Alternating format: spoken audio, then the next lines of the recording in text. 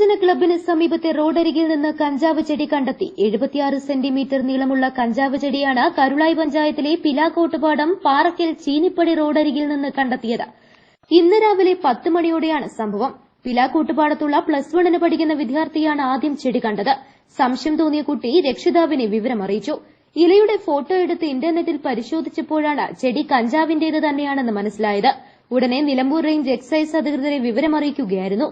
Excise inspector ഷെഫീഖിന്റെ നേതൃത്വത്തിലുള്ള സംഘം സ്ഥലത്തെത്തി പരിശോധന നടത്തുകയും ചെടി കഞ്ചാവിന്റേതാണെന്ന് സ്ഥിരീകരിക്കുകയുമായിരുന്നു.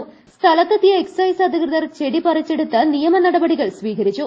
Assistant excise inspector Harikrishnan, preventive officer Ramshuddin, excise ഓഫീസർമാരായ എബിൻ സണ്ണി, രാജേഷ്, വനിതാ സിവിൽ എക്സൈസ് ഓഫീസർ സജ്നി എന്നിവരും സംഘത്തിലുണ്ടായിരുന്നു.